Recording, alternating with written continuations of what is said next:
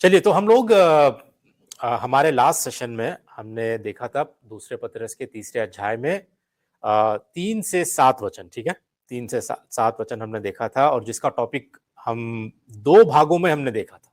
पहला भाग इसी टॉपिक पे लेकर पहला भाग हमने 2 हफ्ते पहले देखा था, उसके बाद दूसरा भाग भी हमने उसके बाद वाले हफ्ते में हमने देखा था।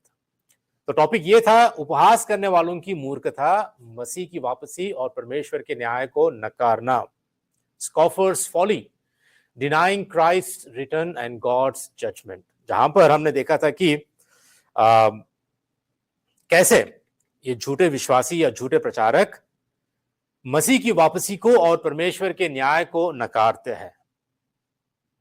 लेकिन आज हम जो देखने वाले हैं दूसरे पतरस के तीसरे अध्याय का 8 और 9 पद हम देखने वाले हैं।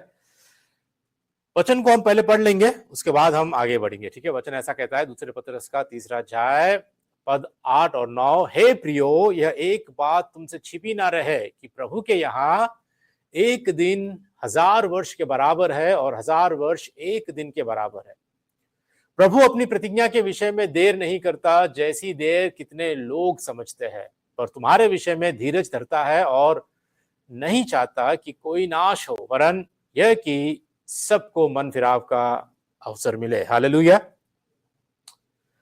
ठीक है, तो यहां पर हमने मैं आगे बढ़ने से पहले पिछली बार, ठीक है, पिछली बार जो झूठे भविष्यवक्ता है, झूठे प्रचारक, झूठे विश्वासी किस बात को लेकर वो तर्क करते हैं, किस बात को लेकर वो आर्ग्यू करते हैं, इस सवाल से, जो कि हम पिछली बार हमने देखा था कि वो कहते हैं कि उसके आने की आज्ञा कहां है, उसकी आज्ञा की प्रतिज्ञा कहां गई, है ना। और फिर वो कहते हैं कि पहले से, जब से पूर्वज सो गए हैं, सब कुछ वैसा ही है जैसा सृष्टि के आरंभ से था। तो ये बातों को वो आगे रखते हैं और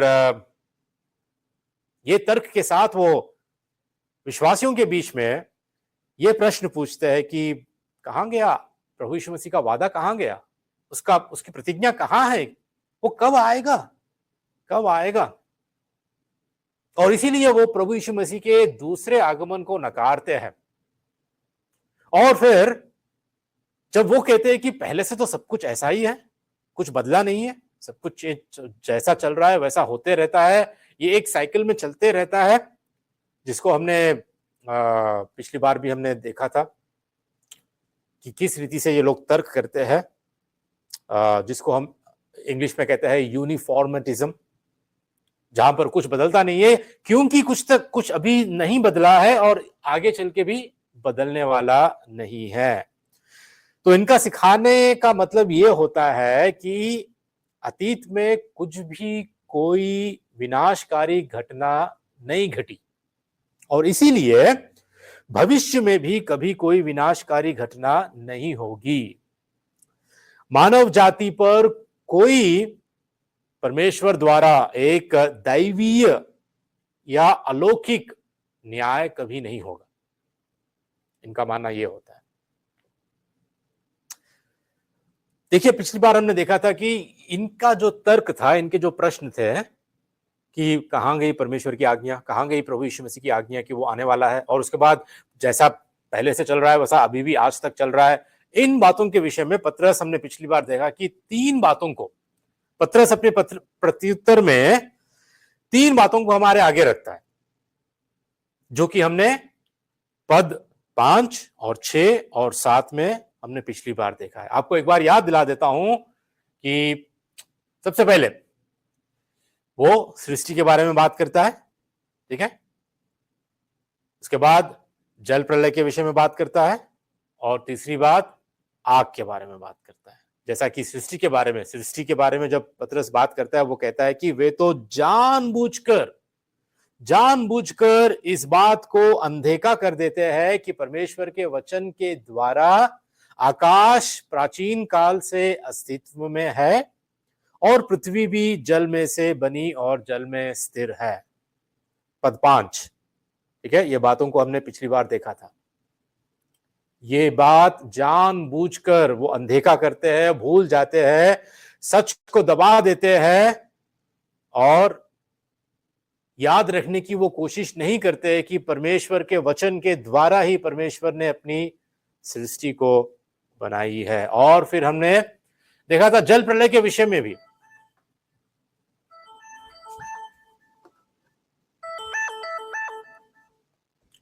फिर हमने देखा था जल प्रलय के विषय में, जो कि हमने वचन 6 में, ठीक है, 6 में हमने देखा था। वचन 6 पद 6 ऐसा कहता है, इन्हीं के द्वारा उस युग का जगत जल में डूबकर नाश हो गया, है ना। कब हुआ था ये? कौन जिंदा था जब? नू, राइट। नू और नू का परिवार, केवल वही बचाए गए थे और कोई बचाए नहीं गए थे। तो पतरस अब दूसरी बार अपने तर्क के जवाब में, ठीक है, ये जल प्रलय के विषय में भी वो बात करता है। उसके बाद तीसरी बात, जो भविष्य में घटने वाली घटना है, ठीक है, भविष्य में जो घटने वाली घटना है, उसके विषय में पतरस हमको यहां पर पद 8 में, ठीक है, पद 7 में ये कहता है कि पर वर्तमान काल के आकाश और पृथ्वी उसी वचन के द्वारा इसलिए रखे हैं कि जलाए जाए, और वह भक्तिहीन मनुष्यों के न्याय और नाश होने के दिन तक ऐसे ही रखे रहेंगे। साफ साफ बातों में पतरस हमको ये सिखाने की कोशिश करता है कि ये जो पृथ्वी है जिस पर आज हम जीवित है, ये परमेश्वर के वचन के द्वारा ही रखी गई है, और इसका एक ही मकसद है कि ये आग के द्वारा जलाए जाए। पिछली बार जब मैं प्रचार किया था, मरकुस भाई ने अंत में एक प्रश्न पूछा था कि पास्टर जी, क्या परमेश्वर फिर से जल प्रलय के द्वारा पृथ्वी का नाश करेगा? क्या परमेश्वर जब नूह को वादा किया था कि मैं कभी भी इस पृथ्वी का फिर से जल प्रलय के द्वारा मैं विनाश नहीं करूंगा, तो क्या केवल जल प्रलय के विषय में वहां पर बात कही गई थी? क्या ऐसा भी होगा कि आगे चल के भविष्य में और एक बड़ा जल प्रलय आएगा? तो मैंने बताया था, मैंने ये बात मरकुस को बताई थी, और आज आप सबको भी बता रहा हूं कि परमेश्वर का वादा तब उसने यही कहा कि फिर एक बार इस पृथ्वी का विनाश जल प्रलय से नहीं होगा, लेकिन अब होगा तो आग के द्वारा होगा। अब होगा तो पृथ्वी का विनाश आग के द्वारा परमेश्वर करने वाला है। और इसीलिए वचन कहता है कि एक कारण पृथ्वी अभी भी रखी गई है, वो इसलिए है कि आग से जलाया जाए और भक्तिहीन मनुष्यों का न्याय हो और उनका नाश हो। उस नाश के दिन तक पृथ्वी ऐसी ही रहेगी, और एक दिन ये पृथ्वी नाश हो जाएगी। एक दिन ये पृथ्वी नाश हो जाएगी, ठीक है। और अंत में उस न्याय के दिन के विषय में मैं आपको स्मरण दिलाते हुए मैंने ये कहा था, पिछले सेशन में मैंने ये कहा था कि जो व्यक्ति परमेश्वर के वचन के अनुसार अपना न्याय करता है, उसे न्याय का कोई भय नहीं होता। जो कोई व्यक्ति वचन के अनुसार खुद अपना ही न्याय करता है, वचन क्या कहता है, मेरा जीवन कैसा है, क्या मैंने सच में उद्धार पाया है, क्या परमेश्वर कहता है कि उद्धार पाने वालों के जीवन में कैसा फल दिखता है, कैसा जीवन उनका होता है, क्या सच में मैंने प्रभु यीशु मसीह पर भरोसा किया, सच में मैंने मन फिराया, सच में मैंने पश्चाताप किया, ये सारी बातें, आज मेरा जीवन कैसा मैं जीवन जी रहा हूं, हर एक बात को जो अपने वचन के अनुसार, परमेश्वर के वचन के अनुसार अपना जीवन को जो न्याय करता है अपने जीवन का, उसके लिए आने वाले न्याय का उसको कोई भय नहीं होता है। क्योंकि अब हम पर दंड की आज्ञा नहीं है, जो यीशु मसीह में है। रोमियों के 8 कहता है कि उस पर अब कोई दंड की आज्ञा नहीं है। हमें न्याय के विषय में भयभीत होने की जरूरत नहीं है, यदि हम हर दिन अपना न्याय परमेश्वर के वचन के अनुसार हम करते हैं, ठीक है। तो हम आज के 8 और 9 पद को देखने से पहले, ठीक है, हो सकता है कि आज हम 8 पद ही देखेंगे, जो पद 9 है इसका दूसरा भाग हम देखेंगे अगले आने वाले हफ्ते में, ठीक है। लेकिन आज जो पद 8 है, इस पद को देखने से पहले एक बार मैं आपको याद दिला देना चाहता हूं कि उस वक्त जब आदि कलीसिया जो पीड़ा से गुजर रही थी, उस वक्त के मसीहों का हाल क्या था। एक बार आप सोचिए, कि उस वक्त के मसीहों का हाल, विश्वासियों का हाल कितना भयानक था। परमेश्वर ने अपनी महिमा की, अपनी कलीसिया की स्थापना की। हजारों लोग विश्वास में आ चुके थे और अपने प्रेरितों के द्वारा प्रभु यीशु मसीह की कलीसिया आगे बढ़ रही थी। लेकिन साथ साथ बहुत कष्टों के साथ, बहुत पीड़ा में, बहुत सतावट के बीच में मसीही लोग जीवन जी रहे थे। सतावट के बीच में अपने विश्वास को थामे हुए वो जीवन जी रहे थे। लेकिन उनको ये बात भी याद थी, उनको ये पता था कि प्रभु यीशु मसीह दूसरी बार आने वाला है। प्रभु यीशु मसीह ने वादा किया था और प्रेरितों का भी यही मानना था कि शायद अपने ही जीवन काल में प्रभु यीशु मसीह आ जाए। और ये लोग बड़ी आशा के साथ अपनी नजरें परमेश्वर की ओर उठाए और आशा के साथ, उम्मीद के साथ हमेशा इंतजार कर रहे थे। पीड़ा, सतावट, मृत्यु के बीच में जहां पर मसीहों को ऐसा सताया जा रहा था, ऐसी पीड़ा और ऐसे सतावट से गुजर रहे थे ये लोग कि हर एक राजा या हर एक सरकार, जहां जहां ये तितर बितर होते थे, वहां वहां इनको सताया जाता था।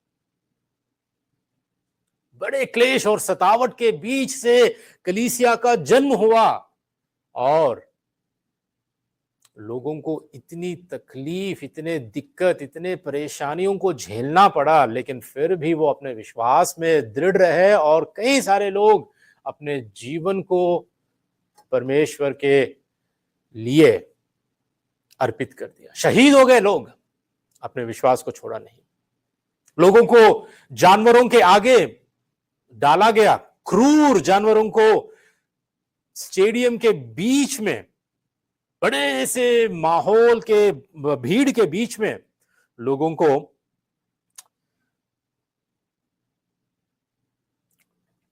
खाने के लिए क्रूर जानवरों के आगे उनको डाला गया।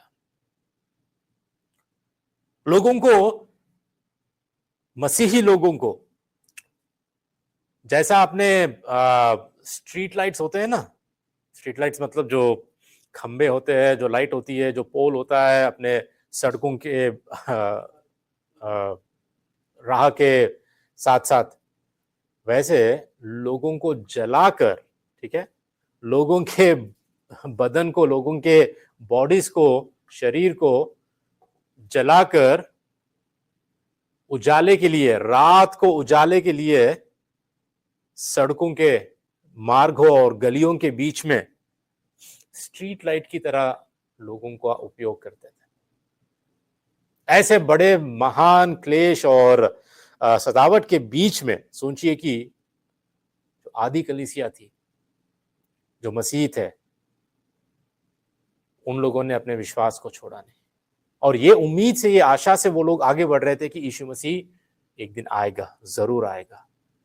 और इसके बीच हो क्या रहा था कि झूठे प्रचारक आ गए कलीसिया में, लोगों के बीच, और वो आकर यही प्रश्न पूछने लगे कि कहां है, झूठे विश्वासी आ गए और यही प्रश्न पूछने लगे कि कहां है प्रभु यीशु मसीह का आगमन, कब होगा, उसकी आज्ञा कहां गई, जैसा था वैसा पहले से हो रहा है, अभी भी हो रहा है, तो कहां है यीशु मसीह, कहां है यीशु मसीह। सोचिए कि ऐसी हालात में प्रेरितों ने कलीसिया को उत्साहित कर रहे थे। लोग देख रहे थे कि अरे सारे विश्वासी मर रहे हैं, थोड़े शहीद हो रहे हैं, मृत्यु का सामना कर रहे हैं। वैसे तो प्रेरित भी मर रहे हैं, प्रेरितों को भी मारा जा रहा है, प्रभु यीशु मसीह के चेलों को भी मारा जा रहा है। और इसके बीच मसीहों का जो विश्वास था उसकी परीक्षा हो रही थी। मसीहों का विश्वास की परीक्षा हो रही थी, उनके विश्वास की परख हो रही थी। और इसी के बीच पतरस ये पत्री जब लिखता है तो ये सारी बातों को हमारे आगे रखता है। ठीक है, तो उसी बात को हम देखने वाले हैं कि पतरस पवित्र आत्मा की प्रेरणा के साथ विश्वासियों को उत्साहित करने के लिए आज 8 और 9 पद में क्या लिखता है। और इसीलिए आज का टॉपिक जो मैंने यहाँ पे रखा है, आज का टॉपिक यही रहेगा कि प्रतीक्षा में आशा। मसीह लोग प्रतीक्षा कर रहे थे, प्रतीक्षा में आशा और परमेश्वर के समय और दया पर भरोसा रखना। Hope in the waiting, trusting God's timing and mercy. ठीक है, इसी टॉपिक पर हम रहेंगे और इसी पर आज हम परमेश्वर के वचन का ध्यान करेंगे। ठीक है, शुरुआत हम करते हैं 8 पद में। ठीक है, 8 पद ऐसा कहता है दूसरे पतरस का 3:8 में। शुरुआत कैसे होती है, क्या कहता है वचन? हे प्रियो, हे प्रियो, यह एक बात तुमसे छिपी ना रहे कि प्रभु के यहां एक दिन 1000 वर्ष के बराबर है और 1000 वर्ष एक दिन के बराबर है। ध्यान दीजिए कैसे यहां पर शुरुआत कर रहा है अभी पतरस, हे प्रियो। अभी तक झूठे प्रचार, झूठे विश्वासी, झूठे भविष्यवक्ताओं को उनके तर्क के विषय में उसने 3 बातें बताई, सृष्टि, जल प्रलय और आग। ये सारी बातें बताने पर अब मुड़कर विश्वासियों की ओर ध्यान देता है। अब विश्वासियों के लिए कहता है, जो सच्चे विश्वासी है, जिनको पतरस कह रहा है हे प्रियो, हे प्रियो। ठीक है, हे प्रियो, इसका मतलब जो परमेश्वर के द्वारा, परमेश्वर जिनको प्रेम करता है, परमेश्वर अपने बलिदान स्वरूप, अपने शर्तहीन प्रेम के साथ परमेश्वर ने जिन व्यक्तियों को प्रेम किया है, जो सच्चे विश्वासी है, जो कलीसिया के सच्चे परमेश्वर की संतान है, उन्हीं को हे प्रियो कहता है। बिलवड जिसको इंग्लिश में कहते हैं, बिलवड। ये बहुत ही सुंदर बात है, बहुत ही अच्छी बात है। इस बात से ये पुष्टि होती है, आज भी अगर हम किसी को हे प्रियो या मेरे प्यारे भाइयों और बहनों हम कहते हैं, या मसीह में हम इनको प्रिय कहते हैं, प्रियजन कहते हैं, तो इसका मतलब ये ही है कि परमेश्वर ने हमसे पहले प्रेम किया और अपने आप को देकर अपने प्रेम को प्रदर्शित किया।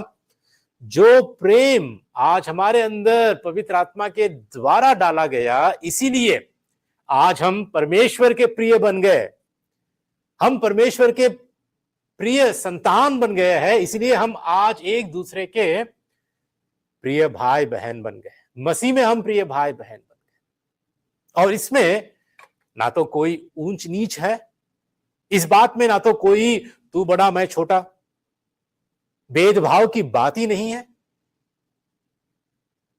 हम जितने भी बैकग्राउंड से क्यों ना आए, जितना भी हमारा घराना चाहे छोटा हो बड़ा हो, चाहे हम धनवान हो गरीब हो, चाहे पढ़े लिखे हो अनपढ़ गवार क्यों ना हो, हे प्रियो जब आ जाता है ना, हम सब समान हैं, हम मसीह में सब प्रिय लोग हैं, हम सब मसीह में एक जन है। प्रभु यीशु मसीह के लहू के द्वारा खरीदे गए हम विश्वासी है। हालेलुया। प्रभु यीशु मसीह में हम सब एक है, कोई भेदभाव नहीं है, हम सब परमेश्वर के प्रियजन है। ठीक है, जिसके द्वारा हम गहरे प्रेम से हम प्रेम किए गए हैं, प्रभु यीशु के और पिता के प्रेम से हम प्रेम किए गए हैं। देखिए जो बात यहाँ पे लिखी गई है, यह एक बात तुमसे छिपी ना रहे। ये बात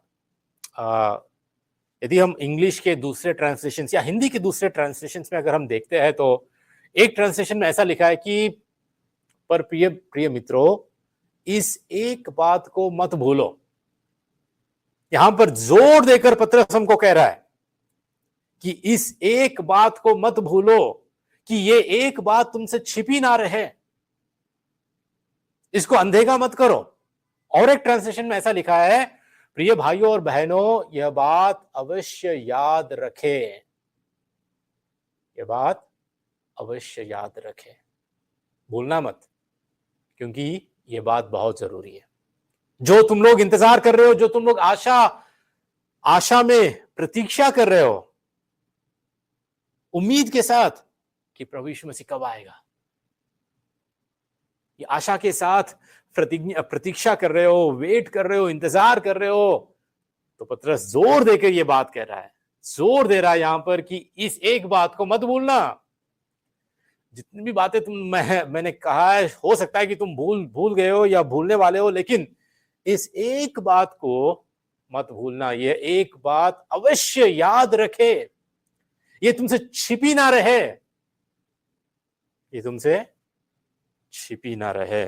क्यों? क्योंकि अगर ये एक बात तुम याद रखोगे ना, तुम अपने विश्वास में तुम मजबूत रहोगे, तुम बल पाओगे, तुम दौड़ोगे और अंत तक दौड़ोगे, अपने विश्वास की रखवाली तुम कर पाओगे, इस कुश्ती में तुम लड़ पाओगे, अंत तक धीरज धरकर अपने उद्धार को तुम बचा पाओगे। इस एक बात को तुम याद रखना।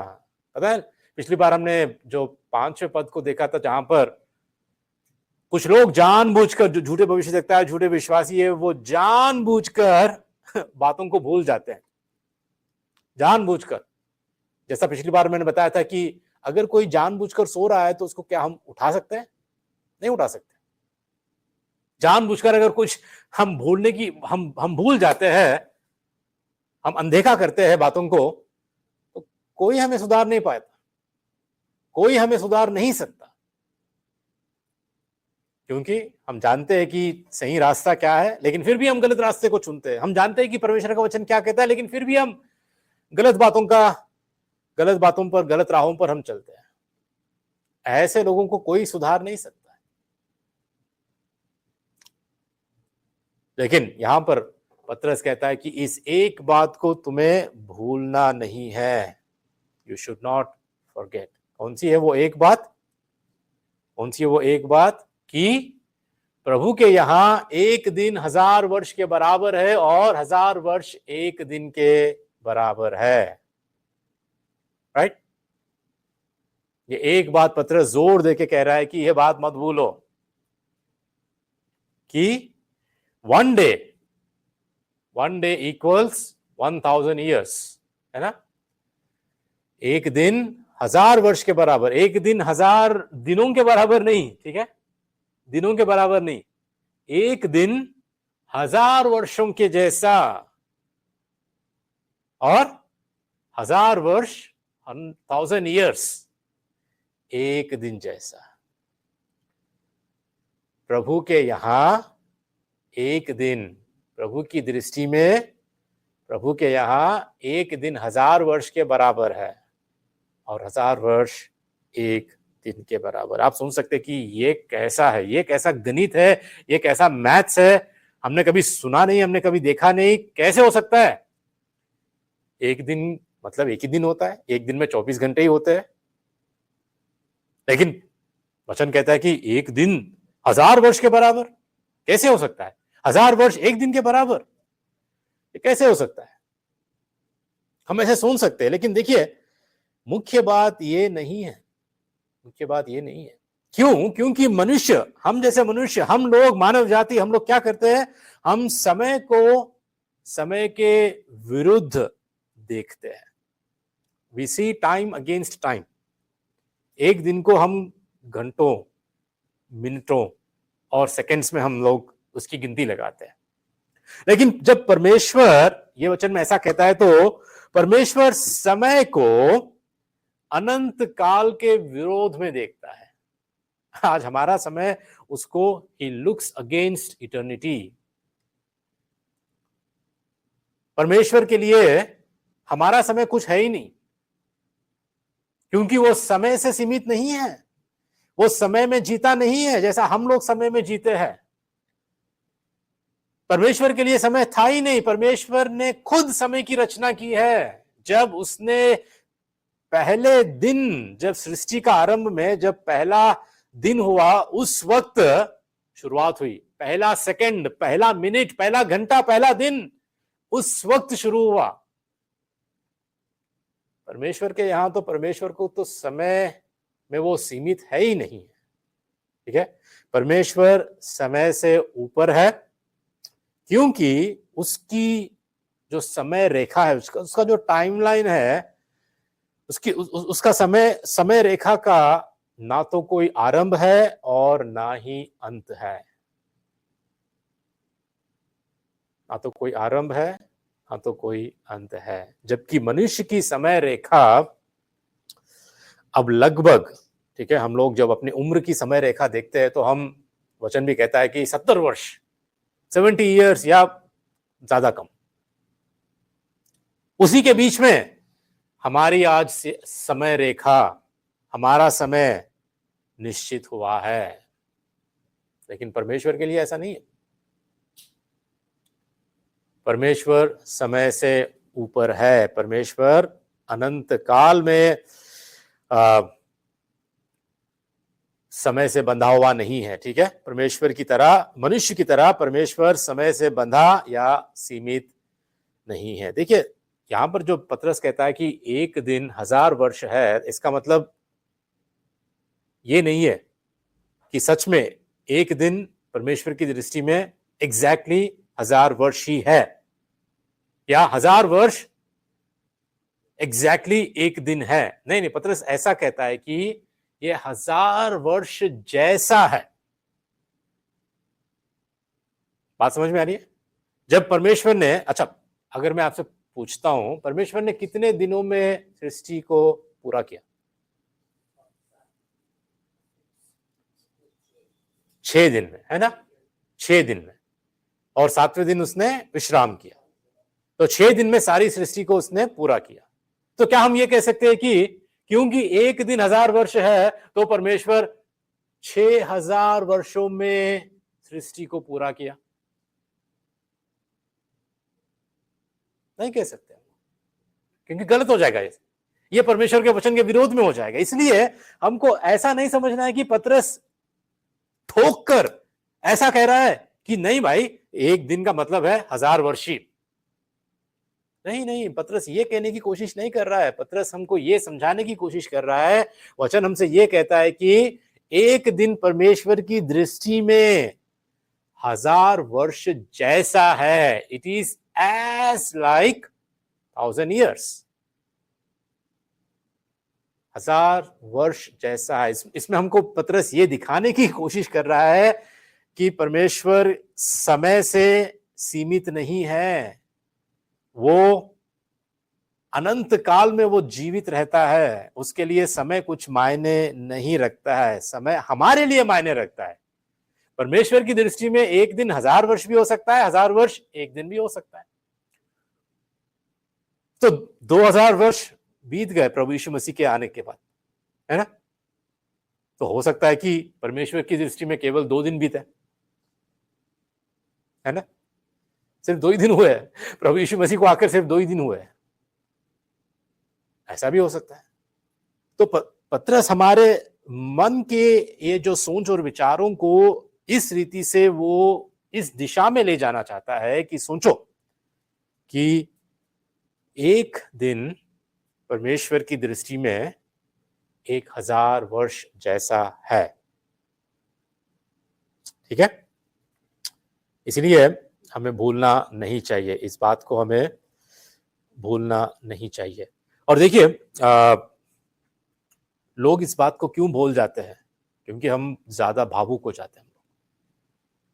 जब हम कष्टों में होते हैं, पीड़ाओं में होते हैं, क्लेशों में होते हैं, दिक्कतों में होते हैं, तो जब हम प्रतीक्षा करते हैं ना, हमारे लिए समय इतना लंबा, अरे बाप रे, इतना लंबा, इतना मुझे वेट करना पड़ेगा, इतने समय से मुझे वेट करना पड़ेगा। उस वक्त के विश्वासियों में भी हो सकता है कि ऐसे ही सोच और विचार आए होंगे।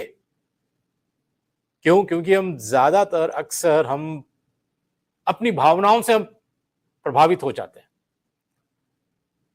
परमेश्वर के सिद्धांत से, परमेश्वर की सच्चाई से कम, परंतु अपनी भावनाओं में हम ज्यादा इमोशनल बन जाते हैं, हम भावुक बन जाते हैं।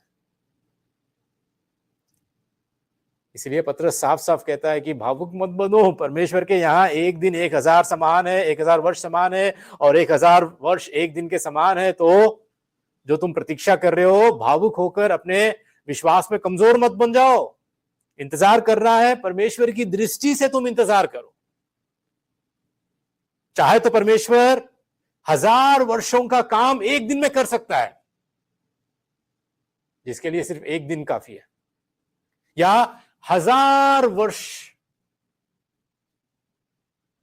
एक दिन, या एक दिन 1000 वर्ष। उसके लिए वो अपनी इच्छा के अनुसार उसके समय में वो करना चाहता है। इसलिए भजन संहिता में, ठीक है, भजन संहिता का जब हम भजन 90 को देखते हैं, ठीक है, भजन 90, वहां पर हमको एक ऐसी ही बात हमको नजर आती है जो पुराने नियम में भी यही बात कही गई है। भजन 90 ऐसा कहता है, 90 का 4, क्योंकि 1000 वर्ष तेरी दृष्टि में ऐसे है जैसा कल का दिन जो बीत गया, या रात का एक पहर। पता है ये भजन किसने लिखा है? लोग अक्सर सोचते हैं कि सारे भजन जो 150 भजन है, सारे भजन की किताब, सारे भजन दाऊद ने लिखी है। ऐसा नहीं है। भजन संहिता की किताब में कुछ भजन दाऊद ने, अधिकतर भजन दाऊद ने लिखे हैं, लेकिन कुछ भजन ऐसे भी है जो दाऊद ने नहीं। ये जो भजन है, आपको सुनकर आप हैरान हो सकते हैं कि ये भजन मूसा की प्रार्थना है। मूसा की प्रार्थना है। भजन 90 में मूसा दुआ करता है, प्रार्थना करता है, और कहता है कि परमेश्वर 1000 वर्ष तेरी दृष्टि में ऐसे है जैसा कल का दिन हो जो बीत गया, या रात का एक पहर।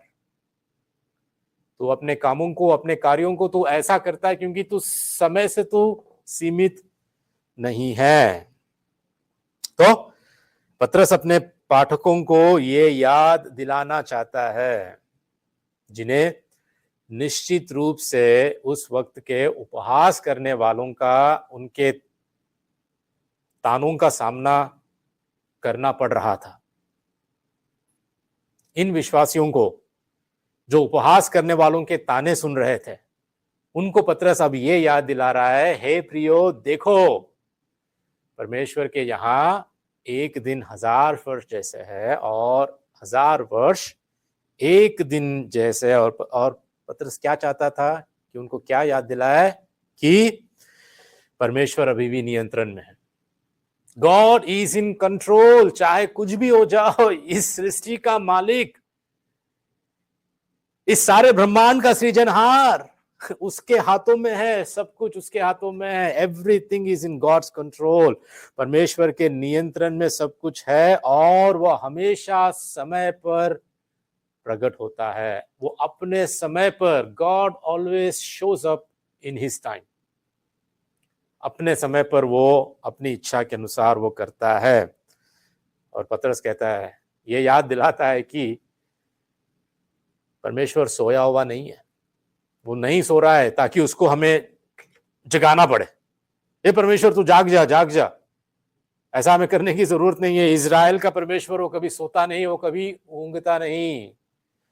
परमेश्वर सो नहीं रहा है, सो नहीं रहा है। परमेश्वर अपने वादों को वो पूरा करता है, अपने प्रतिज्ञाओं को वो पूरा करता है। परमेश्वर कभी जल्दी में नहीं रहता है, जैसा कि हम रहते हैं ना, इतने बिजी, इतने व्यस्त, इतना जल्दी जल्दी, और संगति का समय हो रहा है, अभी भागो, अभी दौड़ो, और फिर संगति जैसे खत्म होती है, जल्दी से अभी भागो, या यहां जाना है, वहां जाना है, दौड़ो दौड़ो दौड़ो, भागो, जल्दी में जब हम रहते हैं। परमेश्वर कभी भी ऐसे हम जैसे जल्दी में वो कभी नहीं रहता है, क्योंकि वह कभी देर नहीं करता है।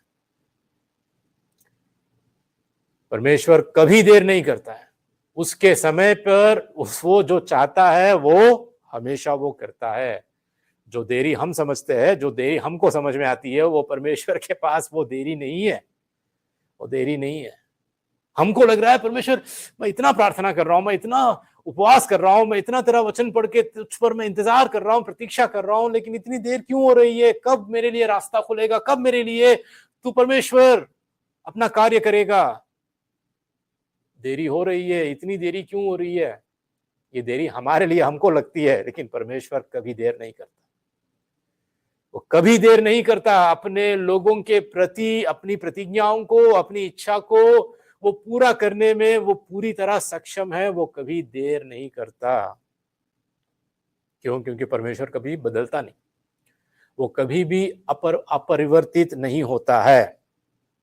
और पता है आपको, परमेश्वर हमारे जीवन के हर छोटी छोटी बात में रुचि रखता है। पता नहीं आपको इस बात पे विश्वास है या नहीं है, मुझे तो पूरा भरोसा है। मैंने अनुभव के साथ मैं कहता हूं, परमेश्वर हमारी छोटी छोटी बातों पर भी अपनी दृष्टि रखता है। हमारे मन की इच्छाएं, हमारे मन के सोच और विचार, हम कहाँ रहना है, कहाँ जाना है, कहाँ बैठना है, कहाँ उठना है, क्या खाना है, क्या नहीं खाना है, हर एक छोटी बात पर गॉड इज इंटरेस्टेड। परमेश्वर को रुचि है हमारे जीवन में। वो छोड़ता नहीं हमें। अपने समय पर वो सब कुछ करता है, अपने संतानों के लिए, अपने लोगों के लिए वो सब कुछ करता है।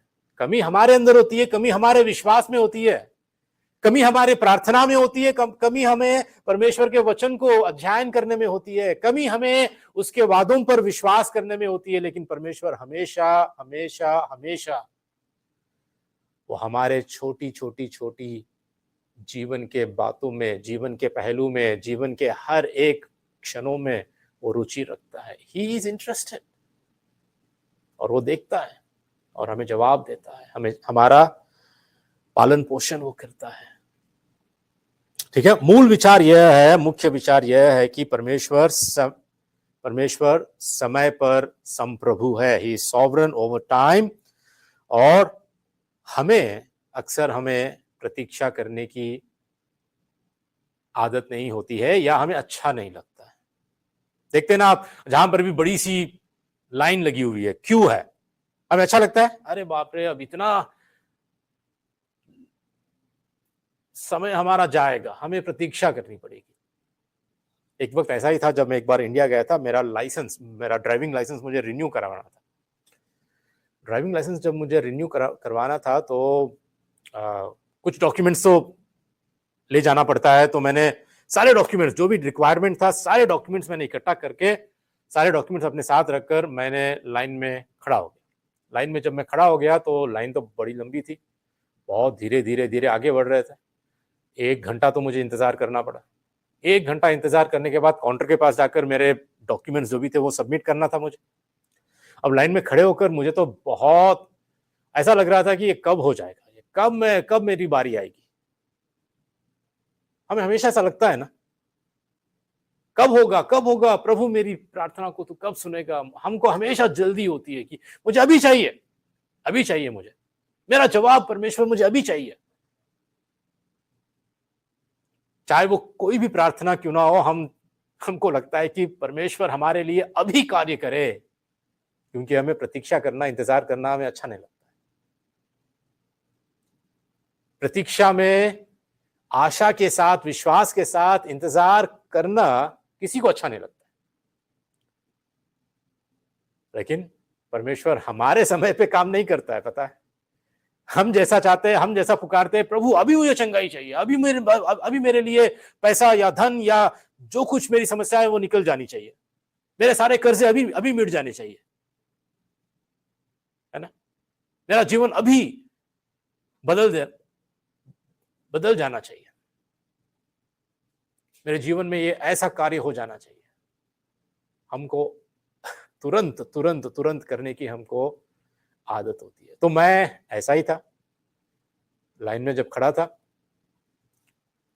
मैंने 10 बार अपने डॉक्यूमेंट्स चेक कर लिए। हाँ सब कुछ है ना, सब कुछ है ना, हाँ सब कुछ है, कोई डॉक्यूमेंट मिसिंग नहीं है, सब कुछ है। 1 घंटे के बाद जब मेरी बारी आई, काउंटर के पास गया तो मैं डॉक्यूमेंट्स दिया। जैसा डॉक्यूमेंट्स मैंने दिया, पता है, काउंटर के पास एक लेडी थी, तो उसने तुरंत मेरे मुंह पर फेंक दिया, सारे डॉक्यूमेंट्स मेरे मुंह पर फेंक दिया। मैंने कहा कि मैडम जी क्या हुआ है? क्या क्या डॉक्यूमेंट्स नहीं, क्या सारे डॉक्यूमेंट्स तो मैंने सब कुछ दिया है, आप देख लीजिए, सब कुछ है। पता है उसने क्या कहा? सुनकर तो मुझे बहुत गुस्सा आया, बहुत गुस्सा आया मुझे। पता है उसने क्या कहा? ये सारे डॉक्यूमेंट्स पे पिन नहीं लगा है, आप जाके पिन मार कर लेकर आओ। सारे डॉक्यूमेंट्स पे पिन लगा नहीं है, आप जाकर पिन मार कर लेकर आओ, स्टेपलर से पिन मारो। बल्कि बल्कि वो पिन, वो मारने वाला स्टेपलर उसी के पास था, उसी के पास है भी। ऐसा भी होता है। फिर से 1 घंटा लाइन में खड़े रहो, सिर्फ पिन नहीं मारा आपने, आपने सारे डॉक्यूमेंट्स इकट्ठा करके स्टेपलर से पिन नहीं मारा। ऐसे कई सारे अनुभव में परमेश्वर हमको सिखाता है। बहुत बार हमको परमेश्वर सिखाता है कि धीरज से प्रतीक्षा करो। गलती तो है, उस लेडी की गलती तो है कि एक पिन के लिए मुझे फिर से लाइन के पीछे तक मुझे जाना पड़ा। होते हैं ऐसे लोग, ऐसे होते हैं, खासकर इंडिया में तो आप जानते हैं कि सरकारी दफ्तर में काम कैसा होता है।